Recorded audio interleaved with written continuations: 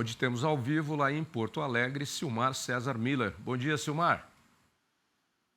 Meu caro Otávio, muito bom dia. Bom dia aos amigos do Terra Viva. Para esta quinta-feira da Semana Santa, véspera de Sexta-feira Santa. Vamos lá, Tavinho. Mercado financeiro. Aqui no Brasil, dólar operando com queda, 0,2% nesse momento, R$ 5,86. Mercado de ações com leve alta de 0,2%. Mercado calmo nesta quinta-feira, véspera de feriadão aqui no Brasil, portanto, pouca movimentação de negócio. Isso particularmente aqui no Brasil, mas em outras partes do mundo também, porque amanhã também é feriado nos Estados Unidos, na Europa, por conta da sexta de Páscoa, feira de véspera de Páscoa, que implica em feriados. Na Europa, inclusive, até na segunda-feira, não abrem bolsas, por exemplo, em Londres e também no continente europeu. Então, o mercado mais ou menos calmo por conta desse feriadão. Bolsas internacionais de valores, na Europa o índice DAX, a Bolsa de Frankfurt, operando com queda, 0,5%. Antes disso, as bolsas asiáticas fecharam com predominância de altas, uma recuperação depois da queda de ontem. O índice Nikkei da Bolsa do Japão, de Tóquio, fechou com alta de 1,4%. Xangai, na China, também com uma pequena valorização de 0,1%. Chama a atenção que as bolsas chinesas não têm caído, apesar de todo esse efeito do tarifaço aqui do presidente Donald Trump, que paralisou o comércio da China com os Estados Unidos.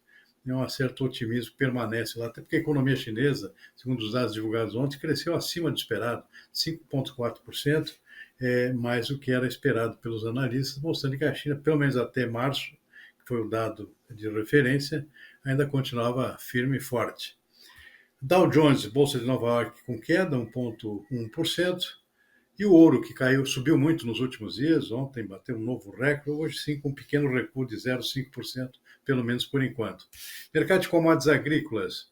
Na Bolsa de Chicago sobe o trigo 1,1%, agora há pouco, milho também 0,3%, soja abriu o dia em alta, agora cai um pouquinho, 0,1%, pouco movimento também, ou seja, poucas alterações também nos grãos.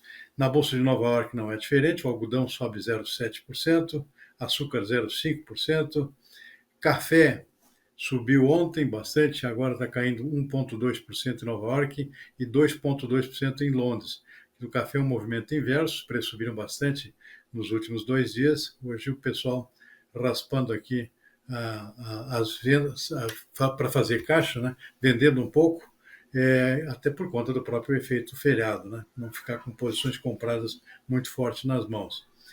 Boi gordo no mercado Funa B3 operando com leve alta de 0,1%. Petróleo lá fora sobe 1,1%, $66,50 o barril do tipo Brent, que é referência para o mercado internacional. Portanto, esse é o retrato dos principais mercados, Savim. Lembrando que possivelmente à tarde até um movimento um pouco mais calmo ainda, por conta do feriadão desse final de semana. É isso aí, e vamos então com outras notícias, onde o Trump e o seu tarifaço continuam mexendo com a economia mundial e afundando as coisas aí. O comércio global vai cair nesse ano em meio às tarifas anunciadas pelos Estados Unidos, previsão feita pela OMC. As estimativas apontam um encolhimento de 0,2%. Antes, a expectativa era por uma alta de quase 3%. Ao divulgar o balanço, a diretora-geral da organização destacou que a mudança nos números foi diretamente impactada pela decisão dos Estados Unidos de aumentar tarifas, principalmente em relação à China. A chefe da OMC chamou de preocupante o distanciamento entre as duas maiores economias do planeta, dizendo que a situação terá consequências de longo alcance. A Organização Mundial do Comércio imagina que as negociações entre americanos e chineses vai diminuir pelo menos 81% em 2025, podendo ultrapassar os 90%. Isso também vai causar problemas ao PIB mundial. Até agora, esperava-se uma expansão de 2,8%, mas o novo relatório reduziu o crescimento para 2,2%. Bom, eu já vou colar a próxima também, porque está tudo junto aí no mesmo tacho. O ministro da Fazenda, Fernando Haddad, afirmou que o governo brasileiro está tomando a melhor postura possível diante do tarifaço imposto pelos Estados Unidos. O pronunciamento aconteceu ontem para um programa televisivo. Durante entrevista, o ministro disse que os Estados Unidos é incoerente em aplicar tarifas adicionais aos produtos brasileiros. De acordo com Haddad, o superávit do país norte-americano sobre o Brasil é é o ponto crucial de debate que o governo brasileiro tem levado para as autoridades americanas, e que a aprovação da lei de reciprocidade, motivada justamente pelo tarifaço, terá que valer. Mas a medida será utilizada na hora certa, depois de muita negociação, aponta o ministro. E completou dizendo que a diplomacia brasileira é expert na situação. Bom, Silmar, vamos começar aí pelo Brasil. O Brasil está tomando uma postura correta no sentido de negociar com a União Europeia, no sentido de negociar com a China, né? Está fazendo as coisas certinhas aí. E agora também tem essa nova postura aí do governo brasileiro de retalhar se for preciso. Enfim, está cada um se virando como pode. E o Brasil também, tentando negociar ou tentando se safar. Bom, até agora, pelo menos, nenhuma iniciativa concreta do governo americano em aplicar mais tarifas ou negociar qualquer coisa com o Brasil. Então, a posição do Brasil agora é de espera, de expectativa, ou seja, já houve conversas anteriores com representantes do governo americano, esses contatos seguem, embora tanto na moita aqui, mais na via diplomática, tentando evitar qualquer medida intempestiva do presidente. Nunca se sabe o que ele vai fazer daqui a 30 minutos, pode surgir alguma novidade impactante aqui, então é bom ficar de olho. E isso está acontecendo, ou seja, movimento de cautela, de consultas com o segundo, terceiro escalão do governo americano, e sempre apontando o fato de que o Brasil tem déficit em relação aos Estados Unidos. Ou seja, os Estados Unidos exportam mais para o Brasil do que o Brasil exporta para os Estados Unidos. Então, a posição, do ponto de vista americano, é confortável. Ou seja, o Brasil não incomoda, digamos assim, em termos de geração de déficit em relação aos Estados Unidos, como é o caso da União Europeia e principalmente da China, né? Tem um superávit gigantesco em relação aos Estados Unidos, que é o que preocupa o governo americano, você gasta mais do que recebe. E não é o caso do Brasil, então essa situação mais confortável do Brasil nesse sentido. De qualquer forma, tem essa lei aprovada aqui no Brasil, que permite ao governo aqui adotar represálias similares a qualquer iniciativa, qualquer taxação nova dos Estados Unidos. O governo brasileiro tem condições de taxar na mesma proporção produtos americanos que entram no Brasil. Enquanto isso, também tentando antecipar negociações aqui com outros países para se precaver de qualquer eventualidade futura com relação aos Estados Unidos.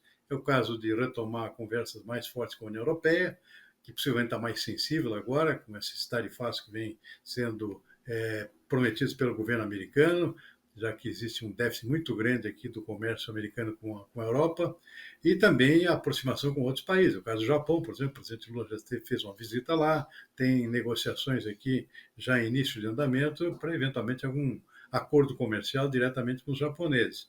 E sem contar o próprio Mercosul aqui, no sentido de fortalecê-lo aqui para evitar qualquer coisa que impacte muito diretamente a economia brasileira. Portanto, eu acho que é uma posição de cautela, eu acho que é correto no momento, não tem muito o que fazer, a não ser esperar e, claro, com algumas armas na mão. Pois é, agora o que o Trump está fazendo realmente está virando o mundo de cabeça para baixo. Né? Tá todo mundo aí plantando bananeira e não sabe como desvirar. Porque ele quebra totalmente o modelo existente, que é o da globalização. As coisas não são feitas uma só para dentro de um país. Estava falando ontem com um grande importador e exportador aqui, que tem empresa que só faz isso aí. Se você pegar uma fábrica de caminhões aí, uma Scania, por exemplo, ela tem diversas plantas montadoras no mundo. No mundo ela tem, inclusive no Brasil, né? Mais que uma. Aí o farol vem de um canto, o chip que controla o caminhão vem de outro, o não sei o que vem de outro, tem coisa que vem tudo para cá e daqui vai para outros países onde os caminhões são montados. Estou dando um exemplo aqui, mas é assim que funciona. A gente falou outro dia aqui do iPhone, é a mesma coisa, cada um produz um pedacinho e vai tudo para o outro. Quer dizer, o que o Trump está fazendo é, na verdade, um absurdo com a economia mundial. E você viu aí a previsão da OMC, que vai quebrar, o comércio vai interferir diretamente no comércio mundial. Porque ele não pode centralizar tudo nos Estados Unidos, mesmo porque o custo da matéria-prima, da mão de obra nos Estados Unidos é altíssimo. Foi por isso que houve essa dispersão, né?